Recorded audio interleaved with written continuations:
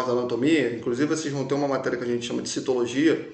A unidade microscópica do corpo a gente chama de célula.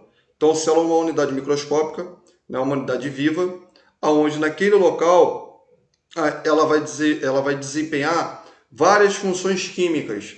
Essas funções químicas elas são interessantes para quê? Né? Qual a finalidade dessas funções? A finalidade é que elas vão transportar e receber substâncias para que elas venham no seu interior desempenhar as funções químicas. Essas funções químicas, em uma característica acelerada ou não, é o que nós chamamos de metabolismo. Então, o que é o metabolismo que as pessoas falam? Ah, meu metabolismo está lento, meu metabolismo está acelerado. O que é metabolismo? Né? Ah, metabolismo é a quantidade que você tem em perder gordura? Não tem nada a ver. Metabolismo é nada mais, nada menos do que as reações químicas celulares, seja extracelular ou intracelular. Então, todas as reações intracelulares que acontecem dentro da célula, isso que a gente chama de metabolismo. Agora, obviamente que quanto mais reações químicas a célula tem, né, ela vai ter o quê? Ela vai ter um gasto calórico, ela vai ter uma perda calórica. E aí, consequentemente, o que esse indivíduo tem? Ele tem ali a perda de peso. Tudo bem? Tranquilo? Isso que a gente chama de metabolismo. Ok? Tranquilo? Tá de boa, pessoal? Tá entendendo direitinho? Então? Então tá. Bom, vamos lá. Sim. O que acontece nisso aqui? Isso aqui é um exemplo, tá? Não significa que toda célula vai ser assim, tá? Isso é uma demonstração, não uma foto, é uma imagem ilustrativa de uma célula onde a gente tem todos os elementos, né, que compõem uma célula. Repare que nem toda célula vai ter isso, tá? Como assim, professor? Vou pelo básico. Nem toda célula possui núcleo, nem toda célula tem centríolo, nem toda célula tem ribossomo, tá? Cada célula ela tem uma característica, tá? Mas dentro dessa característica dela, ela tem algumas estruturas que a compõem desta imagem. Tudo bem? Tranquilo? Então, por exemplo, quando a gente está falando dos órgãos, quando a gente está falando dos sistemas, o primeiro nível que a gente tem que entender são as células que compõem esse órgão. Então, numa vista aqui geral, né, nesse diagrama celular, você tem que entender o seguinte: toda célula, tá, ela carrega dentro dela, né, determinadas estruturas. Tudo bem? Tranquilo? Cada estrutura, tá, ela tem uma função. Tudo bem? Tranquilo? Cada estrutura tem uma função. E essa célula, ela tem uma membrana que a protege, né, de determinadas substâncias ou que a protege das pressões intracelulares. Isso pode acontecer. Essa membrana a gente chama de membrana plasmática.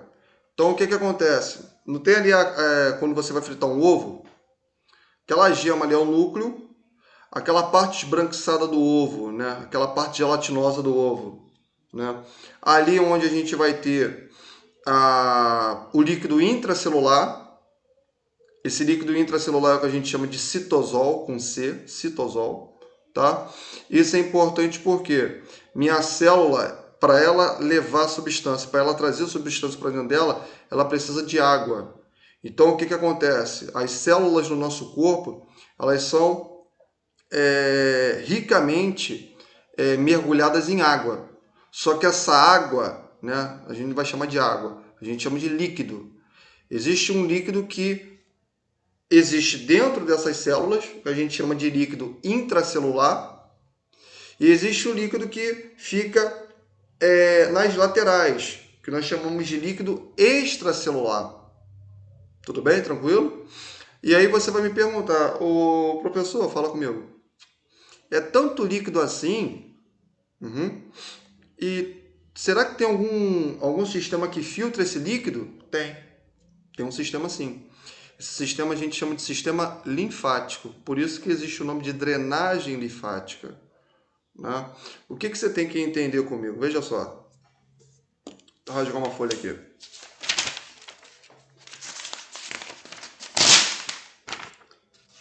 Essa folha aqui cortada aqui, o teu coração. O teu coração tá aqui. Essa caneta aqui é uma artéria, tá? Uma artéria. Só que eu tenho um pontinho aqui que você não vai visualizar, um pontinho bem pequenininho aqui, que é uma célula. Como é que o sangue consegue chegar ali? Uma artéria tamanho de uma caneta, como é que ela vai perfurar algo que é microscópico, que eu tenho que aumentar mais de 1000 vezes para visualizar? O que acontece? Essas artérias e veias vão se subdividir, vão se subdividir, vão se subdividir, vão se subdividir, até formar um conjunto de capilares. Só para você ter uma noção, capilar é uma artéria menor do que um fio de cabelo. Por isso se chama capilar. Caramba, sim. Teu corpo é uma máquina gigantesca. Só para você ter noção, o quantitativo de artérias e veias que você tem no corpo dá a volta ao mundo. O quantitativo de artérias e veias que você tem no corpo. O teu pulmão, se eu abrir ele todo, ele equivale a 75 metros quadrados. É um campo de tênis. Tá? Então isso é importante a gente saber. Então a musculatura, em proporção de força, ela é mais forte do que um cabo de aço. Eu tô falando, logicamente, não tô mandando você chegar amanhã, pegar a mão no ônibus e vai, puxa, que meu professor falou que eu sou igual um aço. Não, aí você até tem problema mental. Mas voltando aqui à explicação, o que eu tô querendo falar para você é o seguinte: esse embaralhado de conjuntos, esses capilares, que são pequenas artérias e veias, elas perfuram, elas entram nessa célula, ou melhor dizendo, elas conseguem levar as substâncias até a célula, e essas substâncias elas conseguem penetrar, elas conseguem passar através de uma membrana que a protege, entre aspas, esse conjunto de célula. Essa membrana que a gente chama de membrana plasmática. Qual é a função dessa membrana plasmática?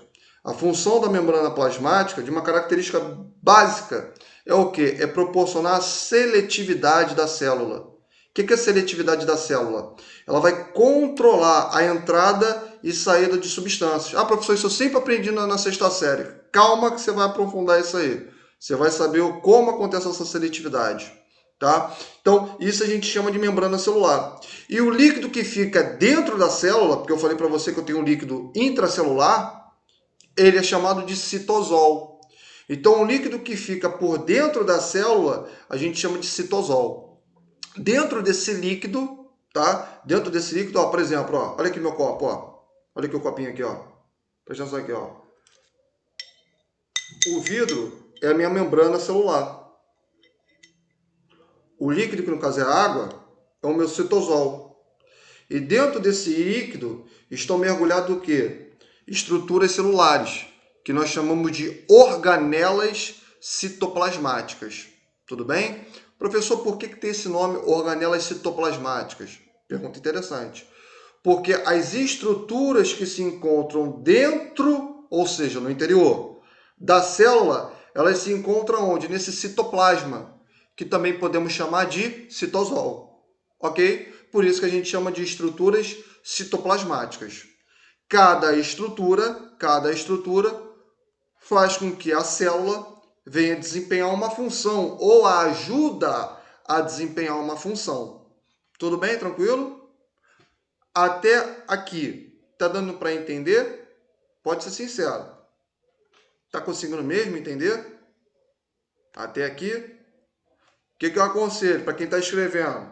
Presta a primeira atenção, depois escreve. Tô brigando não, tá? Por quê? Porque senão tu perde. Tá legal? Tranquilo? Tá gravando mesmo? Então, o que acontece nisso aqui? Voltando. Tô brigando não, tá ali. Mas dá uma pausa aí. O garoto escreve o tempo todo, que isso. Tá até psicografando. Então, retornando aqui à situação. Essas organelas aqui nós chamamos de organelas citoplasmáticas. É o que a imagem está falando para você. Eu estou demonstrando esse copo d'água aqui. Cada organela, ou melhor dizendo, cada estrutura que compõe a célula, ela vai fazer com que a célula desenvolva uma função. Então vamos falar de algumas organelas citoplasmáticas, vamos falar de algumas estruturas que compõem a célula, que vai auxiliar essa célula a fazer seu metabolismo, que vai fazer a célula desencadear as suas funções químicas. Vamos lá, vamos falar. Bom, eu tenho uma organela, eu tenho uma estrutura que se encontra nesse citoplasma, dentro desse citosol, é o líquido intracelular, tá? Que a gente chama de ribossomo, né? Qual é a função desse ribossomo? Deixa eu ver se eu vou pegar esse cara aqui. Cadê ele? Protossomo não, protossomo é outro cara. Cadê ele? Deixa eu ver aqui. Lisossomo, centríolo. Tá aqui, beleza. Show. Ó, cada pontinha aqui que você consegue visualizar, tá? De característica aqui azulada, a gente chama de ribossomo, né?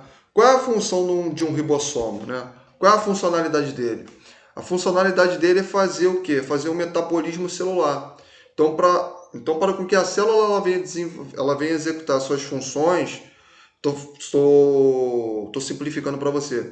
Para que a célula ela venha desencadear suas funções celulares, ela precisa de uma estrutura que a gente chama de ribossomo. Esses ribossomos, eles são produzidos, né, em um retículo, né? Esse retículo, né, a gente chama de retículo endoplasmático. Dentro desse retículo endoplasmático, né, ele vai produzir vários ribossomos. Só que se você entender bem, pronto, peguei aqui o brinquedo do meu filho. Se você entender bem, eu tenho aqui um retículo, tá? Cada botãozinho desse é um ribossomo. Tudo bem? Tranquilo? Ok? Só que o que acontece? Por ele ter uma quantidade muito grande de ribossomo, isso faz com que ele venha apresentar o quê? Rugorosidade. Por isso que eu chamo de retículo endoplasmático rugoso. Tudo bem? Tranquilo? Bom, opa, quase ia deixar o copo aqui cair, aqui quebra o copo aqui já. Então, o que acontece nisso aqui? Esse retículo endoplasmático rugoso, qual é a função dele? A função dele é nada mais nada menos do que produzir ribossomos, para com que a célula venha desencadear o quê? As suas funções metabólicas. Tudo bem? E no interior desse retículo endoplasmático, onde se encontram os ribossomos, esse retículo, ele precisa de uma substância, ou melhor, ele necessita de um elemento químico para fazer com que a célula ela venha ficar ativa. Ô, professor, me explica melhor. Presta atenção. A tua célula, ela não fica ligada assim 24 horas. Eu tenho que trabalhar, tenho que trabalhar, tenho que trabalhar, tenho que trabalhar. Não, aí é êxtase. Tua célula, ela fica num determinado momento em repouso. E quando ela tem algum estímulo, isso é verdade. Quando ela tem algum estímulo, ela fica num período ativo. Só que eu não vou chamar de período passivo e ativo, não existe isso. As células, quando elas se encontram em repouso, elas permanecem em um modo que nós chamamos de repolarização. Então, quando a célula se encontra no período de repolarização, ela se encontra numa forma o quê? Estagnada. Ela se encontra numa forma passiva, ela não desenvolve as suas funções. Quer ver um exemplo? Teu músculo. Teu músculo ele fica 24 horas ativo? Teu músculo ele fica 24 horas ativo? Não. Teu músculo não fica 24 horas ativo. O teu músculo, para que, por exemplo, vou coçar aqui o nariz, houve um estímulo dessa musculatura do meu antebraço para que fizesse a fricção do nariz. Esse estímulo ele vai ser desencadeado com quem? Através desse retículo endoplasmático rugoso, onde ele vai captar cálcio, olha o cálcio aí. Esse cálcio ele penetra nesse retículo, é absorvido e libera os ribossomos para que a célula venha fazer o quê? A sua função. Então, o que eu estou querendo falar para você? Uma coisa interessante.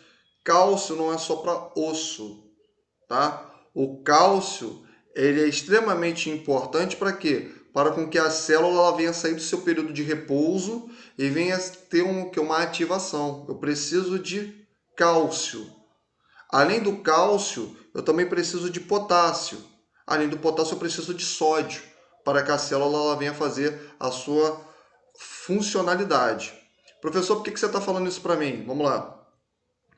Pessoa que tem deficiência de cálcio. Pessoa que tem deficiência de cálcio. Cálcio. Ah, ela vai ter osteoporose. Nem sempre. Nem sempre. Nem sempre.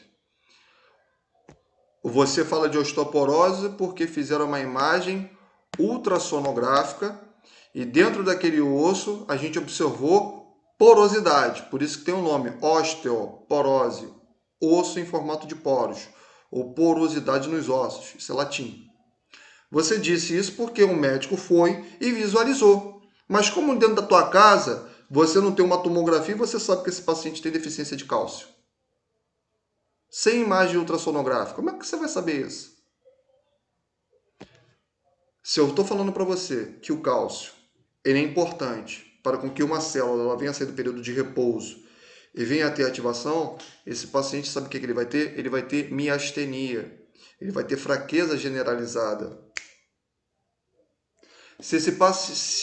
Qual é o órgão que mesmo você dormindo trabalha 24 horas, principalmente então quando você está com medo, ansiedade, depressão, aí mesmo que ele trabalha?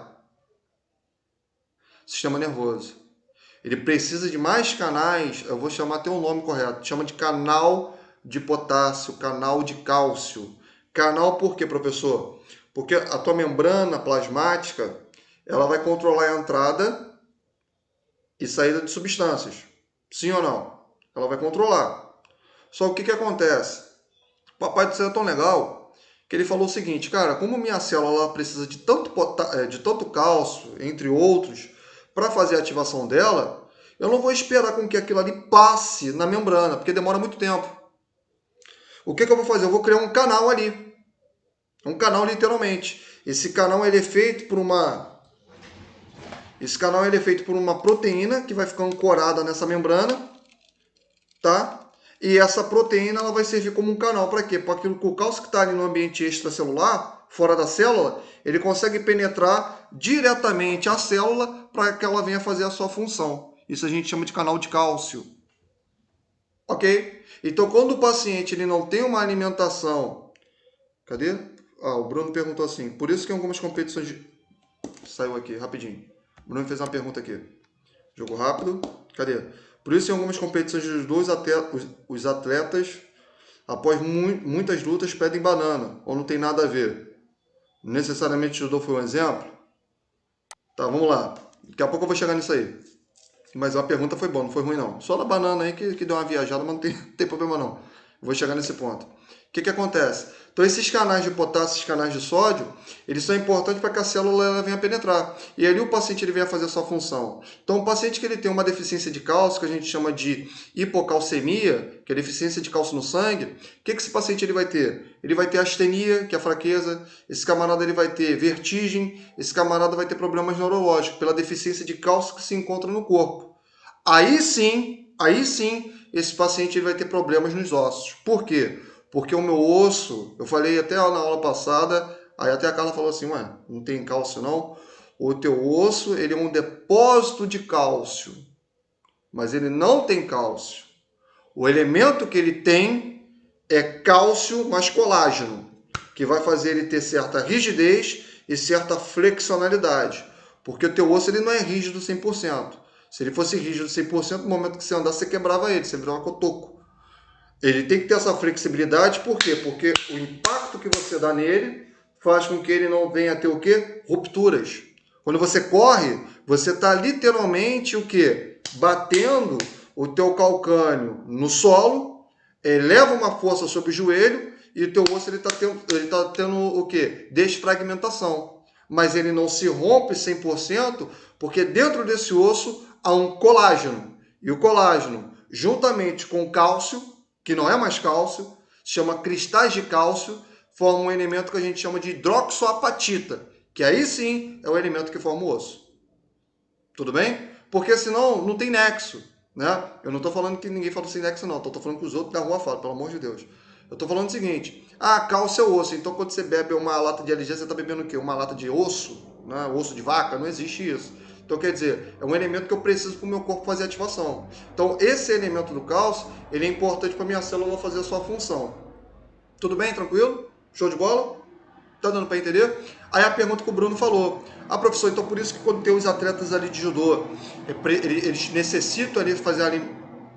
Tá passando um avião aqui, peraí. Eles precisam ali fazer a complementação com banana, né? Não somente com banana, mas eles vão fazer essa complementação porque ela tem ali potássio, esse potássio ele é absorvido, ele entra nesses canais para que a célula venha fazer a sua função. Tudo bem? Tranquilo? Então isso é interessante a gente saber, tá? Tudo bem? Agora, Bruno, não associa banana com cãibra, tá? Que banana não tem nada a ver com cãibra, tá? Ah, mas banana é bom para cãibra. Não, isso é mentira, isso é mito. Então, uma coisa não tem nada a ver com a outra. Tudo bem? Tranquilo? Continuando aqui a explicação, né? E por último, o que a gente vai ter aqui dentro dessa célula? A gente vai ter o quê? A gente vai ter o núcleo dessa célula. Esse núcleo é importante por quê? Porque dentro desse núcleo é onde eu vou ter o quê? Duas fitas, que a gente chama de DNA. O DNA é o quê? Onde vai carregar os meus genes, onde vai carregar minhas características. Nesse DNA a gente chama o quê? De ácido desoxirribonucleico. E quando ele tem uma única fita, a gente chama o quê? De RNA, que é o quê? Que é o ácido ribonucleico. Lembrando que a célula animal, eu tenho dois tipos de genes, DNA, RNA. Toda célula animal tem isso? Toda célula animal, ela vai ter esse tipo de morfologia. Tudo bem? Tranquilo? Show? Bom, dando prosseguimento aqui, né? Aqui é o que eu queria falar do seguinte, né? Por que a minha célula ela tem essa seletividade? Tua célula ela é formada por uma camada que nós chamamos de camada bilipídica. O que é isso? A parte externa da tua membrana celular, onde vai permitir a entrada e saída de substâncias, ela é formada por uma parte lipídica, formada por lipídio, formada por gordura. E a parte interna, cadê? Ela também vai ser formada por gordura. Então eu tenho duas camadas, logo se chama bicamada. Bicamada o quê? Lipídica. Só que no interior dessas camadas lipídicas, eu tenho também uma camada de fósforo. Né? O fósforo ele é o quê? O fósforo é uma substância hidrofílica. O que é substância hidrofílica? Tem afinidade com água. E o lipídio ela é hidrofóbica. O que é hidrofóbica? Ela tem aversão à água. Ela não se mistura com água. Essas associações entre uma substância hidrofóbica e hidrofílica é importante por quê? É importante porque isso faz com que a minha membrana plasmática ela venha separar, ela venha especificar as substâncias que podem entrar e as substâncias que podem sair no meu corpo. Tudo bem? Essa junção o quê? União. Essa junção entre lipídio e o fósforo, nós chamamos de camada fosfolipídica. É o nome que se dá. Então, a minha célula, né, você pega ali um ovo, eu estou falando assim para ficar mais fácil para a gente entender, tá? Quando você pega ali o ovo, não é frito não. Quando você pega ali o ovo ali cru, você vê aquela parte ali fora da gema, aquela película, o citoplasma, e ali aquela parte ali branca, que é a membrana plasmática. Se você reparar bem, se você fizer essa experiência em casa, quando você pega ali uma ponta ali de uma agulha e você tenta perfurar, você vê com que apresenta certa o quê? Rigidez. Isso é devido ao quê? Essa membrana fosfolipídia. Saindo dessa parte assim de ovo, indo para uma parte mais prática, né? Uma parte mais científica. Vamos lá. Toda substância que ela é utilizada na tua pele, ela demora mais tempo, por quê? Porque ali eu tenho uma camada fosfolipídia, ali eu tenho uma camada de colágeno e a penetração dessas substâncias demora mais tempo para chegar até o interior dela para fazer a sua ação. Tudo bem? Tranquilo? Show? Agora, a pergunta que você vai entender, a pergunta que talvez alguém vai me fazer, professor, se minha célula ela tem essa camada lipídica, camada de fósforo e depois uma camada lipídica, ou seja, uma camada apolar, uma camada polar e outra camada apolar, né? Apolar tem medo d'água, polar é a favor da água, né? Entrada e saída. Como é então que as substâncias elas vão penetrar ali? Porque nem toda substância ela penetra na célula. Sim, essas substâncias elas vão penetrar por dois tipos de função. Elas vão penetrar por um tipo de processo que a gente chama de osmose, que era o terror do pessoal quando aprendia isso lá em biologia, e eles vão ter um processo que a gente chama de difusão. É simples e fácil sem enrolação. O que é uma osmose? O que é uma osmose? A osmose é o quê? Quando eu tenho uma... Ah, é dissoluto. Para com isso. É quando eu tenho uma passagem, quando eu tenho um grande quantitativo de elementos em uma pequena área, ou melhor, em uma grande área, e eles querem para uma área menor. Isso a gente chama de osmose. E o que é uma difusão? Difusão é o seguinte, é o contrário. É quando eu saio de uma área de grande concentração para de menor concentração. Isso a gente chama de difusão. Traduzindo aqui, eu sempre faço essa brincadeira porque fica mais fácil para a gente entender. Repara bem, repara que a tua célula é como se fosse, sei lá, uma festa. Tua célula é uma festa. Não, uma festa não. Tua célula, sei lá, é a cadeira ali onde você fica ali com os amigos ali trocando uma ideia, tomando uma cervejinha. Aquilo ali é a tua célula. Só que você quer sair dali, você quer ir lá pra zona, você quer ir lá pra pista, você quer brincar, você quer dançar.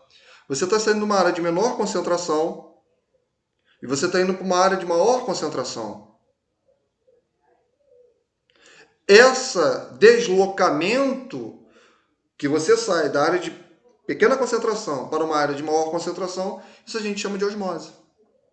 Tudo bem? Só que essa passagem, agora dentro da célula, sai da festa. Só que essa passagem, isso vai acontecer por quê? Porque os elementos químicos que eu tenho no meu corpo, através das suas polaridades, através das suas cargas elétricas, elas atraem esses elementos para fora ou para o interior. Tudo bem? Agora, diferentemente, você está na festa, você está cansado, você quer voltar para casa, você está saindo de uma área de maior concentração, está indo para uma área de menor concentração. Isso a gente vai chamar de difusão. Essa difusão ela vai acontecer também porque esses elementos eles atraem outros e eles conseguem penetrar nessa célula. Só o que acontece? Há situações que esses elementos eles vão ter uma certa facilidade para penetrar na célula. Essa penetração se dá porque eu tenho membrana não, eu tenho proteínas que elas vão ficar ancoradas na célula. Essa proteína a gente pode chamar de canais. Canal de sódio, canal de potássio, tudo bem? São proteínas que nós chamamos de proteínas o quê? Plasmáticas ou proteínas integrais. Quando eu tenho uma proteína que facilita a entrada de substâncias para uma célula, a gente vai chamar o quê? A gente vai chamar de difusão facilitada. Por exemplo, alguns hormônios, para que eles venham atuar no meu corpo, eu preciso desses canais, eu preciso dessas proteínas para se ligar à célula. Porque se não tiver esses canais, não tem como, o hormônio atuar na minha célula. Você quer ver um exemplo legal? Por que o paciente ele tem resistência à insulina? Por quê? Porque a resistência à insulina é o que popularmente as pessoas chamam de quê? De pré-diabético. Não é isso? Ele não é diabético. Mas se ele não se cuidar, ele vai se tornar um pré-diabético. Nossa. Se ele não se cuidar, ele vai se tornar um diabético, perdão. Por que acontece isso? Por que esse indivíduo ele tem essa resistência? Por que esse indivíduo ele tem esse pico de açúcar no sangue? Pelo seguinte fato do que eu tenho uma célula, essa célula recebe esse hormônio, só que para esse hormônio penetrar na célula, ele precisa desses canais, ele precisa dessas proteínas que se ligam ao hormônio. Por algum fator, esses canais, esse indivíduo perde, essa insulina, ela não consegue penetrar na célula, fazendo com que essa glicose, esse açúcar, ele fica o quê? Ele fica liberado na corrente sanguínea. É quando ele vai fazer a glicemia em jejum ou o TOTG, teste oral de tolerância à glicose. Você vai lá em jejum, bebe um suquinho gostoso, 75 mg de açúcar, colhe o teu sangue 2 horas depois. Verifica ali a alteração. Por quê? Porque esse indivíduo ele teve perda de proteínas de proteínas na membrana plasmática. E isso faz com que ele venha desenvolver a diabetes. Professor, fala comigo. Meu tio, minha tia, meu vizinho, ele é diabético. O que tem? Se ele não se tratar, ele pode permanentemente parar de produzir insulina, se tornando um diabético do tipo 1? Pode sim, eternamente. Porque quanto mais quanto mais proteína ele perder, não tem ligação. Não havendo ligação, piora o quadro de vida dele. Por isso que mata, por isso que morre. Tudo bem? Tranquilo? Tá a explicação para você. Ok? Tudo bem? Show? Então, veja a importância de algo com o outro. Quer falar alguma coisa? Não? Você não quer falar nada? Eu tô falando 1h30, ninguém tem nenhuma pergunta para fazer. Nenhuma? Nenhuma pergunta? Então vou fazer então. Perguntar aqui para Caroline. Caroline, fala para mim qual é a função da membrana plasmática e por que confere a seletividade nela. Ninguém tem nada para fazer? Ninguém? Fala, Lia. Lia, por que a gente tem que ter as membranas ali fixadas no interior da membrana plasmática? Não, olha, como é que você não sabe? Você não está falando, concordando, hein? Vamos lá, ó, vão perguntando para mim. Qualquer dúvida vocês vão falando para mim, tá? Bom, então esse é o conceito geral na parte de histologia. Agora, olha só. Eu saio dessa parte de histologia, né? Eu saio dessa parte de histologia, eu fui para uma parte que é bem melhor, né? Olha só. O primeiro sistema que a gente vai estudar hoje, tá? A gente chama de sistema ósseo. Então veja bem, isso aqui que é importante a gente saber. Um dos sistemas mais básicos para a gente aprender é o sistema ósseo. Então, o que é o sistema ósseo? O sistema ósseo é nada mais nada menos do que um tipo de sistema onde ele tem, né, por característica, um conjunto de ossos. Só que cada osso, isso é legal, cada osso ele tem uma funcionalidade, cada osso tem uma estrutura e cada osso apresenta uma morfologia.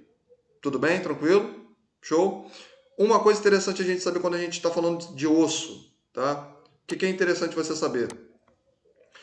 É o seguinte, os ossos, tá? Os ossos, deixa assim que fica melhor.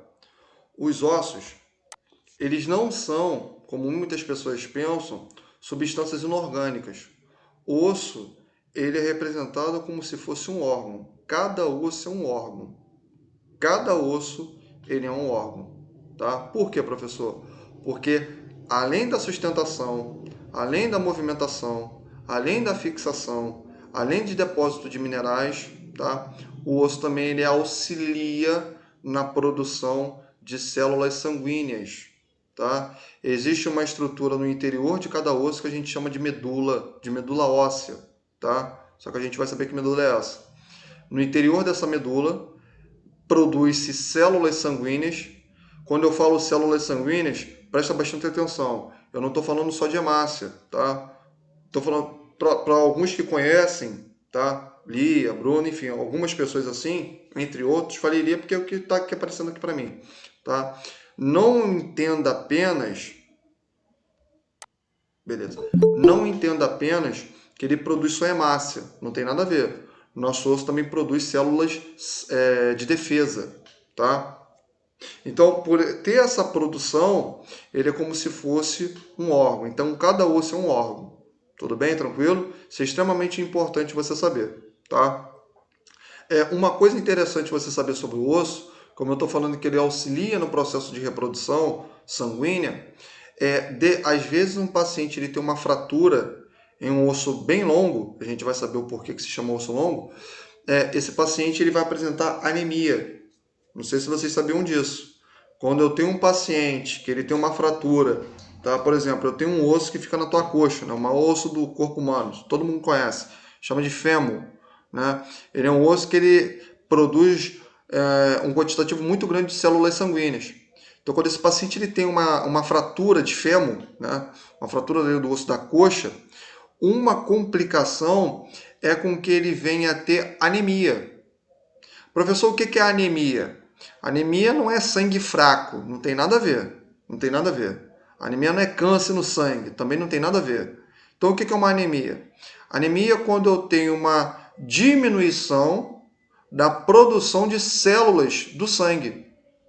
Quando diminui a produção, tá, de células sanguíneas, especificamente uma célula bem vermelhinha, tá, bem vermelhinha, que a gente chama de hemácia, tá? Esse paciente ele tem um quadro de anemia.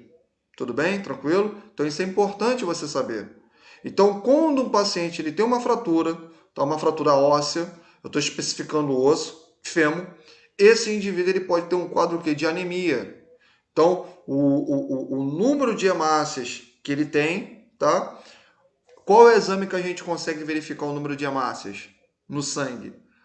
Não sei se você já ouviu falar esse nome, hematócrito. Alguém já ouviu falar dele?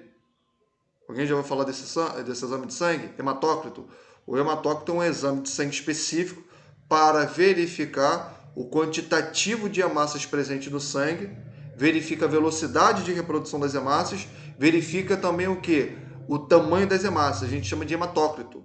O hemograma completo, ele verifica todas as células do teu sangue, por isso se chama hemograma completo.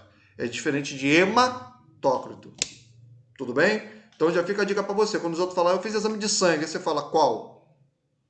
O cara, não, é de sangue, tá? Ok, de sangue, mas qual que você fez? Sangue. Tem coisa pra caramba no teu sangue, cara. Até protozoário no teu sangue tem. Qual exame de sangue que você fez? Então a pergunta é uma pergunta inteligente. Tudo bem? Voltando sobre o osso. Então, esse indivíduo ele pode ter esse tipo de deficiência. Tudo bem? Tranquilo? Então, vamos lá. Bom, quais são as funções dos ossos? Isso aqui é interessante. O osso ele vai oferecer suporte, tá, a estruturas. Então, por exemplo, nossos ossos, né, eles oferecem suporte, por exemplo, às musculaturas. Então, os músculos eles vão se fixar aos ossos, isso é interessante. Essa fixação da musculatura aos ossos se dá por um tendão. O tendão é uma substância com alto teor de colágeno, por isso que confere essa flexibilidade, essa extensibilidade, melhorei a fala, tá? E ele vai se fixar ao osso. Essa fixação é importante pelo fato do quê? Porque isso vai permitir com que eu venha desencadear a movimentação. Tudo bem? Então essa é uma função do osso. Ele oferece suporte ali, ou melhor, suporte não, desculpa. Ele oferece fixação às demais estruturas. Isso é uma coisa interessante. Além desse tipo de funcionalidade, qual é a outra? Ele vai oferecer o quê? Ele oferece proteção, perdão. O osso ele vai oferecer proteção ao quê? Proteção aos órgãos, proteção às estruturas. O crânio ele vai oferecer o quê? Proteção ao meu sistema nervoso, ao encéfalo. Minha caixa torácica ela oferece proteção a que órgãos? Cardíaco e respiratório. Tudo bem?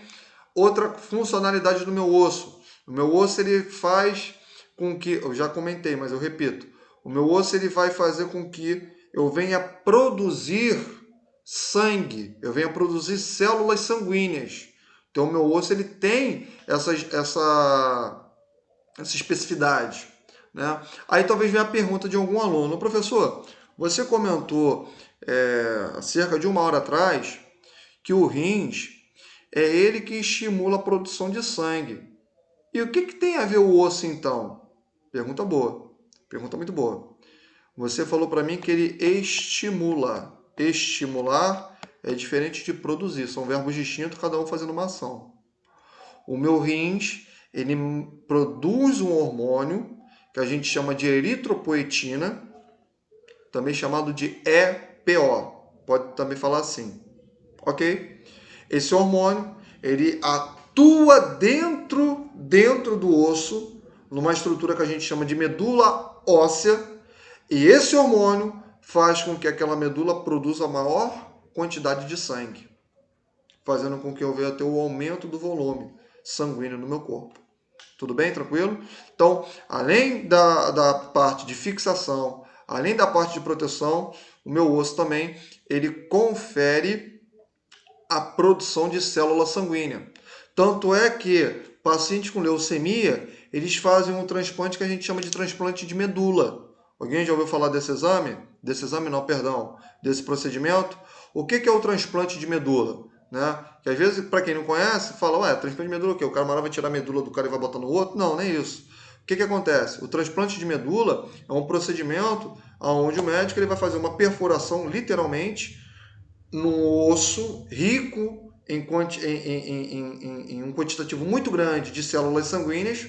Ele perfura, ele aspira aquela medula e injeta ali no paciente com leucemia. Isso faz o quê? Isso faz com que aquela medula deficiente ela torne novamente a produzir células sadias para que aquele indivíduo volte a ter o hábito de vida dele saudável. Isso que se chama de transplante de medula. Tudo bem? E isso é uma coisa tão legal porque é o único fator que eu consigo modificar o RH do sangue desse indivíduo. Se ele era A positivo, muda. Ele pode ser O, ele pode ser B, ele pode ser A. Por quê? É como se eu fizesse um backup. É como se eu fizesse como se eu configurasse aquele computador de novo. Eu tirei um chip e coloquei num computador novo. Eu não sei falar computação não, então eu sou meio burrinho nisso aí. Então o que acontece? Então eu repaginei aquele computador. Eu fiz um Ctrl Alt nele. Isso faz com que eu reprogramei, melhorei a fala, eu reprogramei o sistema dele para que ele venha ter o quê? Novas células sanguíneas. Essas novas células sanguíneas alteram o quê? O fator RH dele. Então o tipo de sangue daquele indivíduo é alterado. Então olha a função do osso aí. Tudo bem? Outra funcionalidade do osso, é que eu estou batendo nessa tecla direto. Os nossos ossos, eles servem como depósito de minerais. O que é depósito de mineral? Entenda. Entenda algo que eu quero falar para vocês. Os minerais que você se alimenta, especificamente o cálcio, tá? O cálcio ele não é só para o osso. Isso é uma grande mentira. O cálcio, as células sanguíneas, eu expliquei agora, elas precisam de cálcio para fazer a sua atividade. Só que esse quantitativo de o cálcio, ele precisa se encontrar nas células. O cálcio, ele precisa se encontrar no sangue. Por que, professor, no sangue? Pensa como se o sangue fosse um mar. E aí ele vai distribuir esse cálcio para as áreas mais desprovidas. E o restante do cálcio, ele vai ser armazenado nos ossos. Tudo bem? Então o meu osso, ele serve como um depósito de mineral. Tudo bem? Só que o que você tem que entender é que esse cálcio, como ele vai ser depositado ali, ele vai ser depositado de uma forma através de junção de colágeno mais cristais de cálcio, que formam uma substância que a gente chama de hidroxoapatita. Tudo bem? Essa é a substância que você tem no teu osso. Ok? Tranquilo? Show? E, né, por último, né, não sendo menos importante, o meu osso ele vai produzir o que? A movimentação. Então essas são as funções dos ossos. Movimentação, proteção, produção, movimentação, suporte. Tudo bem? E depósito de minerais. Essa é a funcionalidade dos nossos ossos. De uma característica ampla, de uma característica geral. Tudo bem? Tranquilo? Agora olha só que coisa interessante. A nível de conhecimento, isso é legal para você saber. Principalmente quem faz aí atividade física, isso é muito bacana. De que maneira eu posso aumentar a massa óssea no meu corpo? De que maneira eu posso aumentar massa óssea? A gente chama de densidade óssea. Tudo bem? Tranquilo? A gente chama de densidade. Tá? A gente chama de massa. Por exemplo, essa caneta aqui, em comparação a esse brinquedo, a densidade desse brinquedo é maior do que essa caneta. Deu para entender? Isso a gente chama de densidade, do volume, do quantitativo de massa que tem ali naquele osso. Então veja, de que maneira eu posso aumentar a densidade óssea no meu corpo? A primeira é através da atividade física. Toda pessoa que ela faz atividade física aonde eu necessito fazer alavancas, o meu osso é fortalecido. Por quê? Porque eu tenho um músculo que ele fixa o osso e quando eu pego um volume de peso, gera tensão no osso e isso faz com que aquele osso ele tenha microfraturas, ele venha fazer um processo de regeneração, fortalecendo a densidade dele. Por isso que musculação previne a osteoporose. Mas eu não gosto, ok. Corrida. Por que o fato de você caminhar, por que o fato de você correr, você fortalece os ossos no teu corpo? Pelo fato de quando você corre, os ossos eles sofrem atrito, eles sofrem microfraturas, eles se regeneram e aí você aumenta a sua densidade óssea. Só que existe um pequeno porém. Qual o porém? O porém é que se nos meus 14 anos até meus 21 anos eu não pratiquei nenhuma atividade física, isso é cientificamente comprovado. Você perdeu 50% da sua densidade óssea. Então 50% já foi perdido. Então eu vou ter osteoporose? Não, você não vai ter osteoporose. Mas só que 100% você não terá nunca mais. Isso é o fato que as células que compõem os ossos, a gente vai saber quais são, elas vão se perdendo ao longo dos tempos. E isso faz com que essa densidade ela tende a diminuir. Ora, então, professor, se eu perdi 50%, então para que então que eu vou fazer isso? É aí que está. Porque você vai retardar o processo da perda de osso. Ok? Tranquilo? Então isso é interessante. Ah, mas o professor, diga, mas eu posso fazer reposição de cálcio. Escute, uma coisa importante. Cálcio, eu só vou conseguir absorvê-lo se eu tiver uma vitamina. E essa vitamina a gente chama de vitamina D, uma D3, que é uma vitamina que ela vai ser produzida pela minha pele e estimulada através dos raios solares. Por isso que o banho de sol dá-se ao paciente que é idoso, que é o médico prescreve para ele.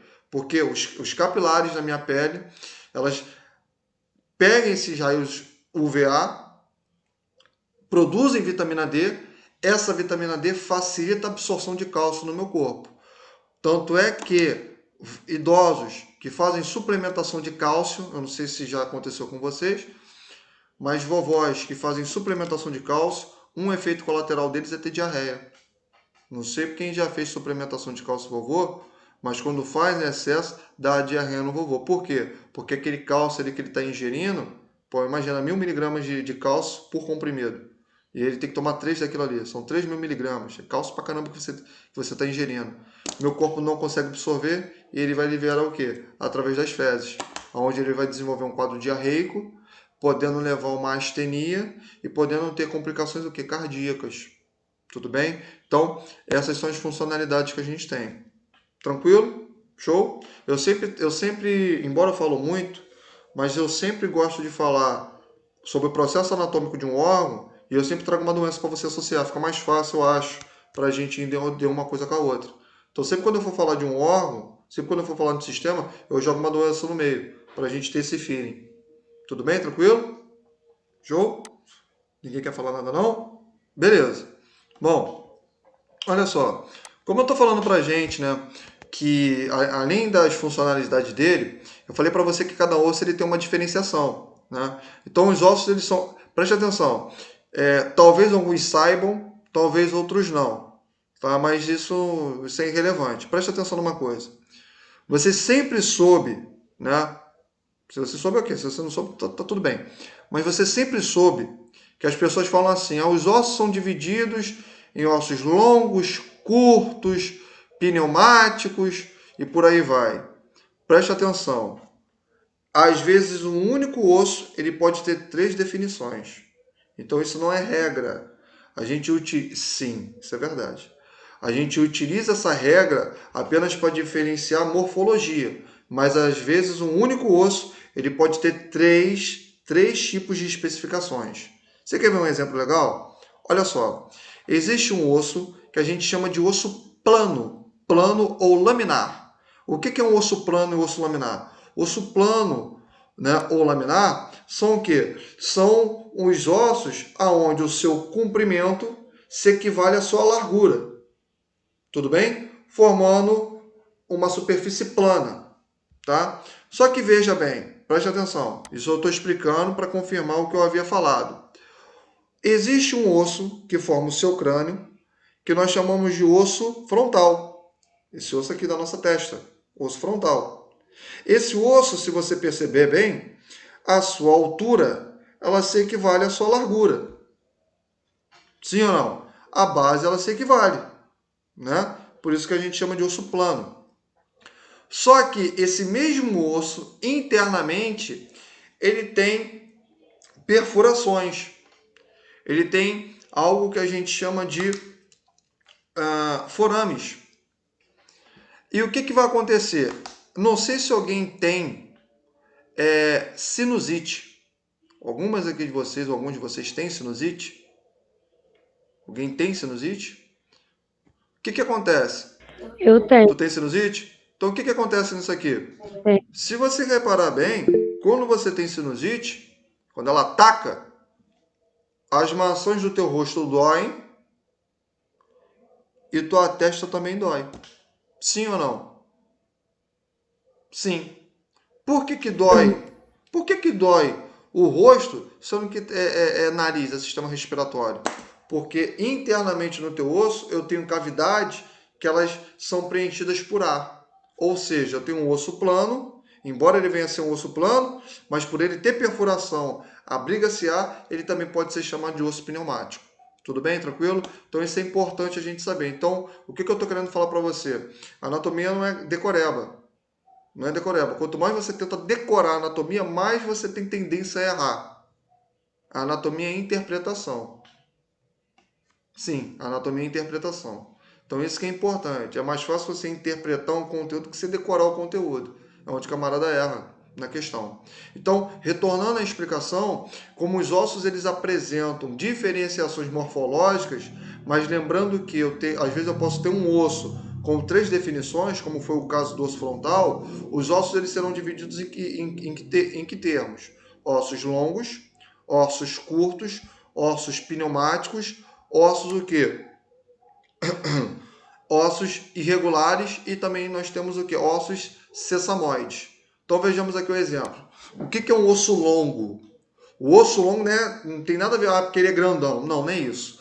O osso longo, eu vou chamar de osso longo a partir do momento que a sua altura ela é maior do que a sua base, ou seja, a altura dele é maior do que o seu comprimento. Ou melhor, seu comprimento não, perdão, maior do que a sua largura, melhorei a fala. Então, por exemplo, os ossos aqui do meu dedo, né, que formam o meu dedo, nós podemos chamá-los de ossos longos. O meu fêmur, que é o maior osso do corpo humano, ele também pode ser chamado de osso longo. Os ossos que formam aqui, né, a parte posterior da minha mão, eu também posso chamar de ossos longos. Então, o osso longo é um tipo de osso onde o seu comprimento é maior do que a sua largura, ou seja, a sua base. Isso a gente chama de osso longo. Tudo bem? Tranquilo? Agora, o que seria um osso curto? É o contrário. O osso curto é onde eu tenho uma base, né? O osso curto é o comprimento, a largura, né? Elas vão se equivaler, né? Melhor dizendo, né? Então, se no osso longo a altura e a largura elas não se equivaliam, ela é desproporcional, nos ossos curtos vai ter o que? Vai ter essa equivalência, ou seja, a largura, né? A largura e o comprimento elas vão se equivaler. Isso a gente chama de osso curto. Tudo bem? Tranquilo? O que seria um osso pneumático? Ossos pneumáticos são ossos onde eles vão ser preenchidos por ar. Eles têm cavidades. Essas cavidades, essas perfurações, elas são preenchidas por ar. Por exemplo, os ossos da face. Eu tenho cavidades ali, porque no momento quando eu respiro o ar, ele vai passar ali para fazer o processo de umidificação. Isso é um tipo de osso pneumático. E eu tenho um tipo de osso onde eu não consigo diferenciar, ou seja, a largura e a base dele é completamente irregular. Logo, eu vou ter o nome de ossos o quê? Irregulares. Por exemplo, os ossos internos do crânio, por exemplo, eu tenho um tipo de osso que a gente chama de esfenoide. Eu tenho um tipo de osso que a gente chama de osso osso temporal. É um tipo de osso que ele é um tipo de osso irregular. Tudo bem? Tranquilo? E por último, eu tenho o osso sesamoide, que são os ossos que eles vão se formar por dentro dos tendões. Por exemplo, o osso do teu joelho, a patela, né? É um tipo de osso que ela vai se formar por dentro dos tendões. Além da patela, também vou ter um tipo de osso piriforme, que é um osso também que ele vai se formar por dentro dos tendões. Tudo bem? Então, resumindo, ossos longos, base altura, a sua altura é maior do que sua base. Osso curto, sua base e sua altura eles se equivalem. Ossos irregulares, eles apresentam desproporcionais tanto na base como na sua altura. Ossos pneumáticos são o que? São os ossos onde vai ser preenchido por ar, porque dentro desses ossos há cavidade. E os ossos sesamoides são ossos que vão se formar no interior de alguns tendões. Tudo bem? Tranquilo? Sem contar também que eu tenho os ossos planos, né? Fazendo com que a sua espessura ela venha a ser um pouco maior. Por isso que a gente vai chamar de osso plano. Tudo bem? Então, por exemplo, o osso frontal, esse osso aqui da frente aqui é um osso plano. Os ossos do meu dedo são ossos longos. Minha mandíbula, né? Minha mandíbula é que tipo de osso? É plano? Não. É um osso o quê? Irregular. Tudo bem? Tranquilo? Show? E por aí vai. Tá tranquilo até aqui, pessoal? Tá de boa? Mais ou menos, mais para mais? Deixa eu fazer uma pergunta aqui rapidinho. Pergunta básica aqui. Por que eu tenho que ter osso longo no meu corpo? Essa pergunta é legal. Por que eu tenho que ter osso longo no meu corpo? Qual é a função de um osso longo? Quem é que sabe responder aí? Jogo rápido. Vou mandar os outros aqui responder. Movimentação, não. Todos os ossos vão fazer a movimentação, Bruno. Vamos lá, vai lá, Bruno. Contigo mesmo. Se tu puder falar, cara, vou até agradecer. Por que, Bruno, que eu tenho que ter um osso longo no meu corpo? E aí, quem é que sabe aí? Por que eu tenho que ter um osso longo? Para estrutura? Sustentação, não. Porque quando a gente falou da funcionalidade, eu falei de todos eles. Então, todos fazem a sustentação. Por causa da medula? Também não. Por que eu tenho que ter o osso longo? Por exemplo, o osso que está no meu dedo é um osso longo. O que tem a ver com a minha medula? Não tem nada a ver. Qual é a função do osso longo?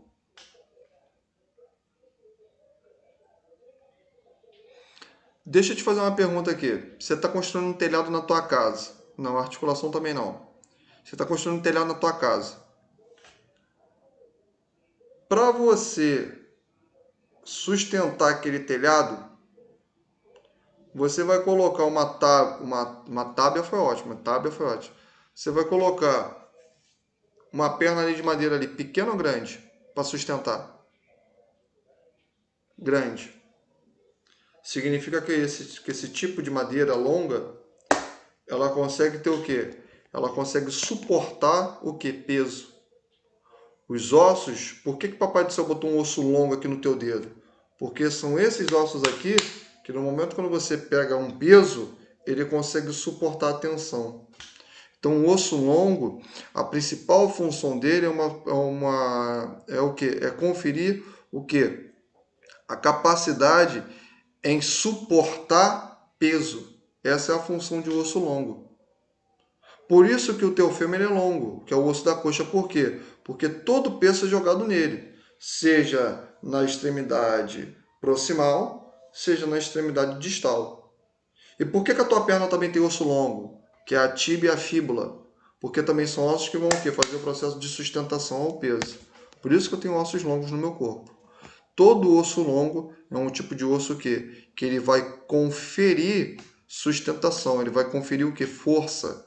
Por que eu tenho que ter um osso irregular no meu corpo? Porque os ossos irregulares, o que eles vão oferecer? Eles oferecem pontos de ligação a estruturas. Por exemplo, minha mandíbula, ela oferece ponto de ligação às estruturas no meu corpo. Tudo bem? Tranquilo? Show? Agora, uma outra pergunta aqui, que embora eu não coloquei no slide, mas isso serve como uma pegadinha. Bem rapidinho aqui. Vamos supor que você está fazendo uma prova. E aí na prova manda você marcar verdadeiro ou falso. E ele fala assim: podemos dizer que os ossos eles auxiliam no processo digestório? Marque verdadeiro ou falso e justifique sua resposta. E aí? O osso, ele auxilia no processo digestório? Sim ou não? Aí o cara vai mandar você justificar. Só vai passar no concurso se justificar a questão. O osso, ele pode auxiliar no processo digestório, sim ou não?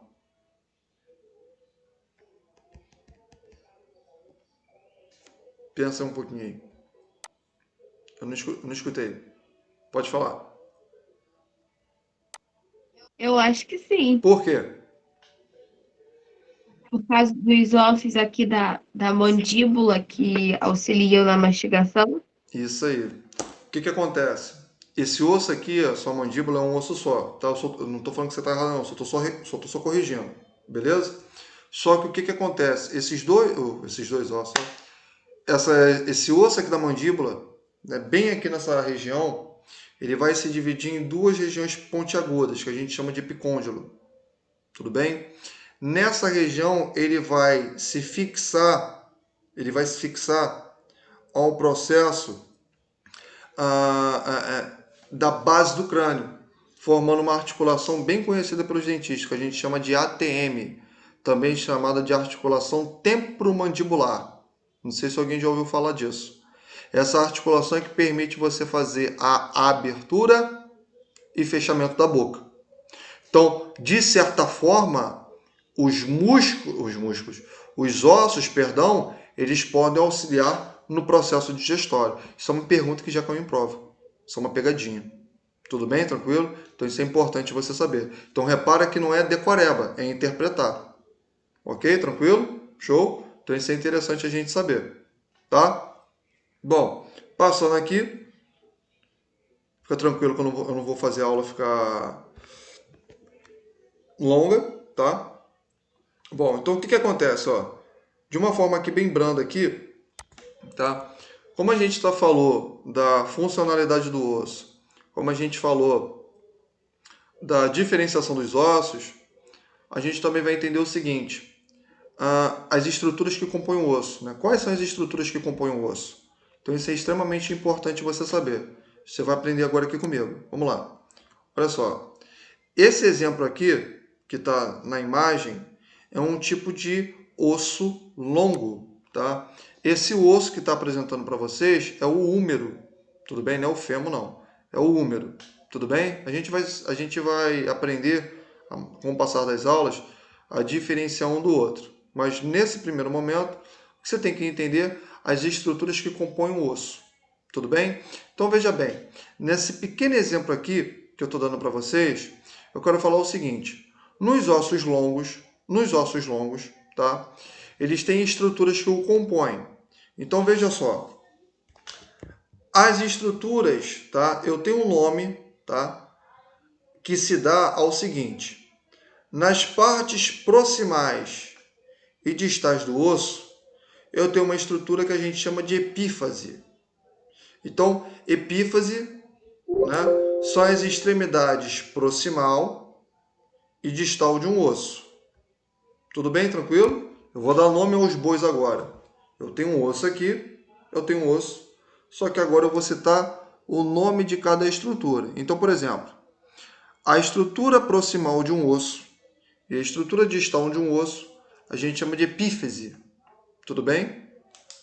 Se ela é próxima a alguém, eu chamo de epífise proximal. Se ela é afastada de alguém, a gente chama de epífise distal. Tudo bem? Dessas epífises, como ela se encontra, né, acima ou abaixo de alguma coisa, você concorda comigo que esse osso, ou ele está suportando o peso de alguém, ou ele vai distribuir o peso dele para outro alguém. Sim ou não? Sim. Só que veja bem, eu tenho contato de um osso com outro. Então, nessas epífises, que são as partes proximal e distal dele, elas são ricas em cartilagem. Então, nas epífises de cada osso, eu tenho cartilagens. Essas cartilagens elas são interessantes para quê? Para evitar um atrito de um osso com o outro. Tudo bem? Tranquilo? Estou dando para mim entender? Então, por exemplo, o teu joelho é um exemplo dele. Eu tenho o fêmur, né, a parte proximal, né? Perdão. Eu tenho o fêmur, né, a parte distal, né? E ali abaixo dele, na parte proximal, que eu vou ter? Eu vou ter a tíbia e a fíbula. Olha as epífises dela aqui. Então, para que um osso ele não venha ter atrito com o outro, eu tenho cartilagem ali. Essa cartilagem ela vai se desenvolver, tá, através de um depósito de colágeno ali, tudo bem? Através de uma estrutura que a gente chama de pericôndrio, tá? É a estrutura que vai depositar o quantitativo de colágeno nessa região. Para aí sim a gente formar a cartilagem. Ok? Tranquilo? Show?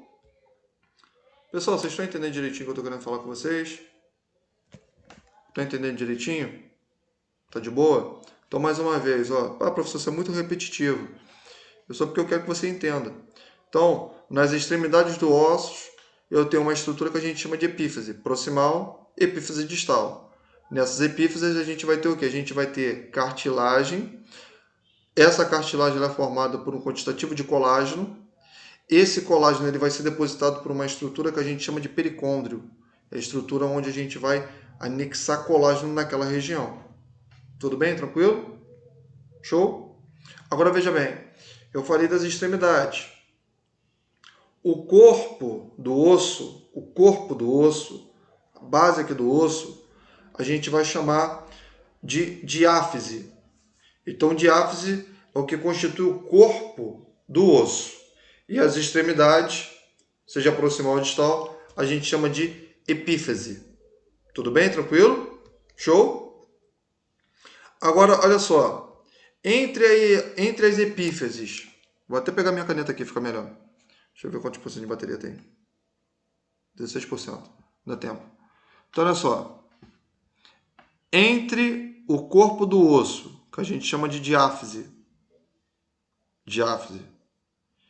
e a epífase, eu tenho uma linha, entre aspas, que a gente chama de metáfase.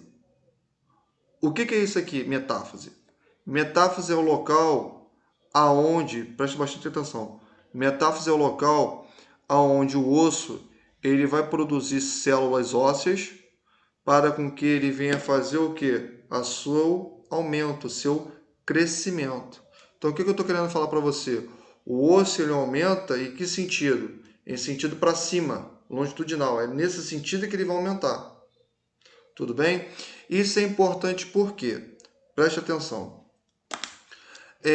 existe um exame radiográfico que o pediatra pede para verificar se a criança ela teve toda a calcificação no osso. É um exame bem simples. Ele pede a radiografia da mão da criança. Eu não sei se vocês já ouviram falar desse exame. Quem é mamãe, quem tem um filho aí, sei lá, de 5 anos, 10 anos, ou 18 anos, bom, 18 anos já tá burro velho já. Mas enfim, não sei se vocês já ouviram verificar desse exame, que é um exame que pede, o pediatra pede para fazer a radiografia na mão do bebê. Alguém já ouviu falar desse, alguém já ouviu comentar desse exame, ou já ouviu falar desse exame? Não? Ó, Joiciane falou que já sim. Vamos lá, Joiciane. Por que o pediatra ele pede a radiografia da mão do bebê? Isso é muito legal. Porque o último osso a se calcificar é da mão. É o último osso a se calcificar. E o que ele vai observar? O que ele observa nos ossos aqui dessa criança? Vou até passar aqui a seta aqui para a gente ver. Se você observar bem aqui, essa linha aqui, essa linha é o local aonde é o crescimento desse osso. Só que no momento quando há a calcificação, essa linha aqui, essa margem entre a epífase e a diáfise, ela se calcifica, formando uma linha que a gente chama de linha o quê? Epifisial. Essa linha aqui é a divisão entre um e outro, a calcificação. Por isso que pede o exame de radiografia da mão da criança, para verificar se houve a calcificação por completo do osso da criança. Tudo bem? Tranquilo? Show? Aí olha só, o que é interessante. No interior das epífases, há um tipo de tecido, tá? Que é um tecido aonde ele vai ter várias trabéculas. Trabéculas são o quê? São várias perfurações. Essas trabéculas é onde eu vou ter um tipo de tecido que a gente vai chamar de tecido esponjoso. Chama-se tecido esponjoso porque há essas trabéculas ali. E qual é a função desse tecido esponjoso? É fazer com que o osso ele venha suportar os pesos. Então, nas epífases, eu tenho um tecido que esponjoso, isso em ossos longos. E no corpo do osso, o que eu tenho? Eu vou ter um tecido mais rígido, que a gente chama de tecido compacto.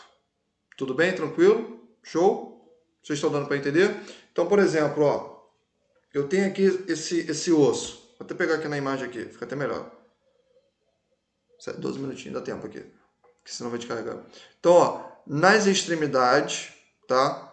Isso aqui é uma vista externa. Externamente eu tenho uma cartilagem, né? Ela vai chamar de cartilagem articular. Por quê, professor? Porque esse osso ele vai entrar em contato com outro osso. Quando eu tenho contato com um osso ou outro, a gente vai chamar de articulação. Como eu tenho uma cartilagem que está dentro dessa articulação, ou prevenindo o atrito nas articulações, nós iremos chamar de cartilagem articular. Ok? Interiormente nessas epífases, eu vou ter um tecido onde vai ter trabéculas. Por ele ter essas trabéculas, eu vou chamá-lo de tecido esponjoso. E é nesse local, aonde ocorrerá o processo de formação do sangue. Dentro dos tecidos esponjosos, eu tenho ali a produção de célula sanguínea, dentro dos tecidos esponjosos. Tudo bem? Tranquilo? Isso é importante você saber. Mas é na medula óssea? Sim, mas ali também vai ocorrer. Tá? E mais abaixo, esse osso, eu estou falando uma vista interna, internamente. Esse osso, esse tecido, ele vai se compactar, tornando um tecido mais rígido. Essa rigidez confere o quê? Confere a sustentação. Tudo bem? Confere o quê? Confere a força dele. Por ele ter um tecido mais compacto, né, mais rígido, obviamente esse tecido ele vai ser o quê? Ele vai ser um tecido compacto, onde ele vai conseguir sustentar ali o peso. Tudo bem? Então, na epífise, o tecido esponjoso ele é responsável pelo quê? Pelo amortecimento. E no corpo dele é compacto por quê? Porque vai oferecer a sustentação dele. Tudo bem? Tranquilo? Show?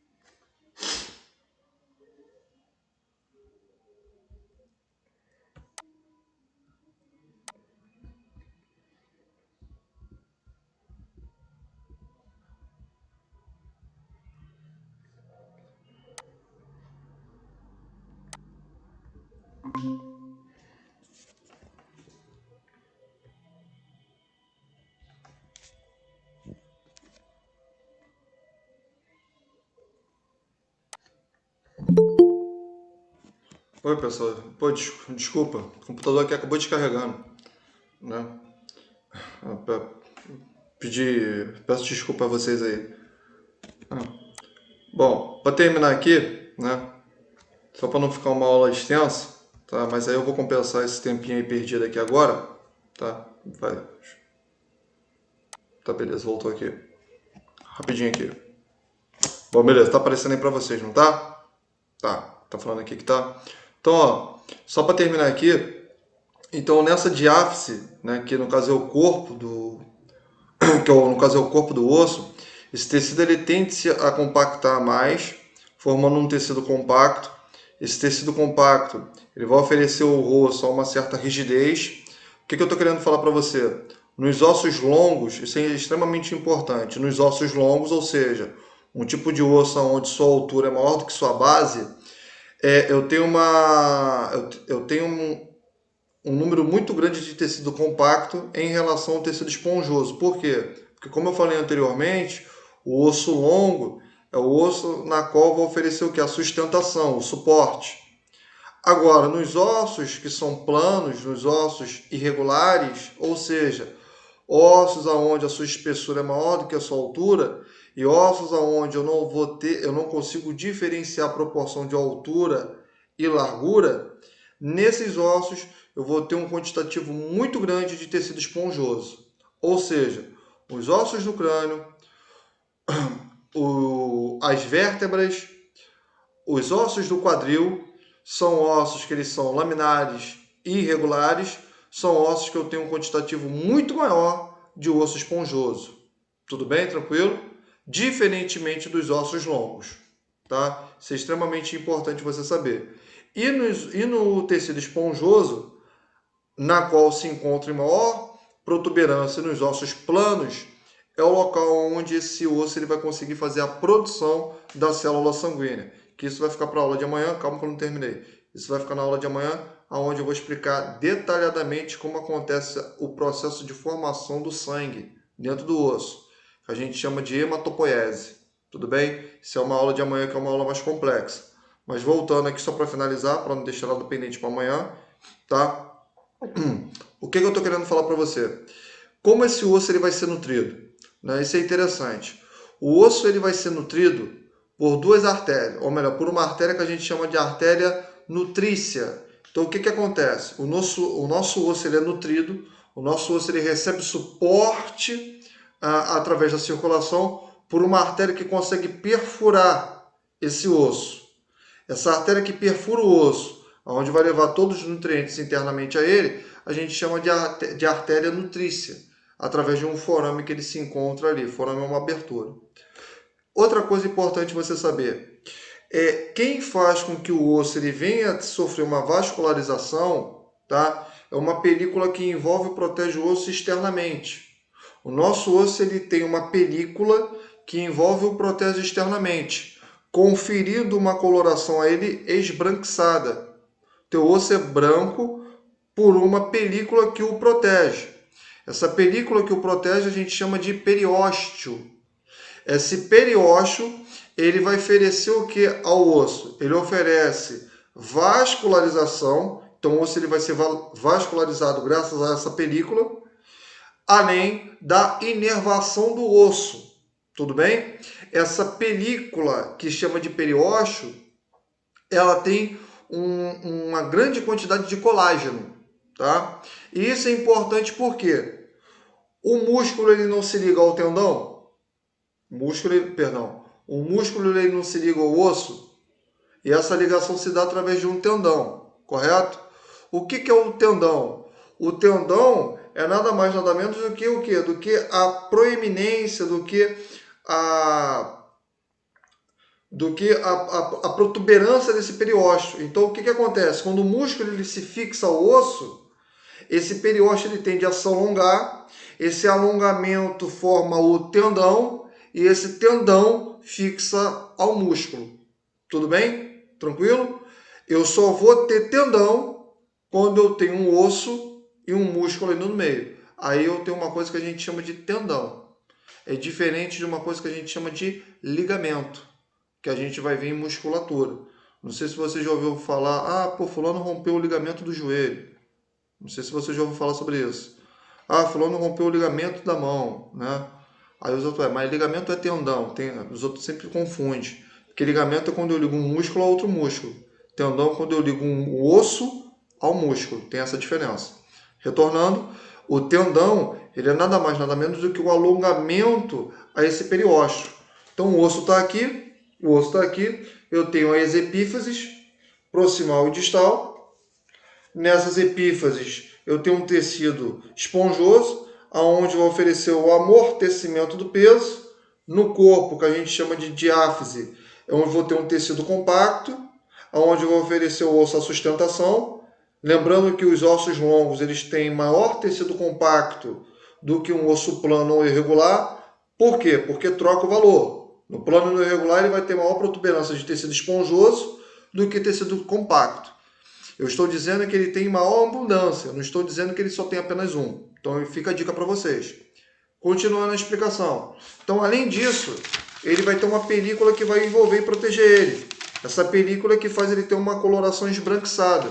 Isso é importante você saber por quê? Porque quando você for, né, quando você tiver essa oportunidade em ir no anatômico, né, tomara, né, Deus, quando essa pandemia passar e tudo mais, quando você tiver essa oportunidade de ir no anatômico, você verá que as peças cadavéricas, elas não têm uma coloração branca, mas elas têm uma coloração amarelada. E esse amarelo no osso de cadáver se dá por quê? Porque o osso ele tem que ser lixado e nós invernizamos esse osso. Isso faz com que o lixamento retire o periósteo do osso. Olha só que legal. Beleza? Tranquilo? Então, esse periósteo, além dessa coloração, ele vai oferecer o quê? A inervação, a irrigação e também ele oferece o quê? Como ponto de ligação. Ele cria o tendão e esse tendão ancora o músculo a ele. Tudo bem? Tranquilo? Por isso que a grande função desse periósteo. Então, o periósteo é uma película que vai envolver e proteger o osso externamente. E internamente, quem a gente tem? Internamente, a gente vai ter uma outra substância que a gente vai chamar o quê? De endósteo. Então, externamente eu tenho o periósteo e internamente quem eu tenho? Um endósteo. Qual é a função desse endósteo? Endo é dentro, ósteo é osso. Essa película que a gente chama de endósteo é uma película que vai o quê? Que vai envolver o osso internamente. Tudo bem? Oferecendo o quê? Aporte ao osso.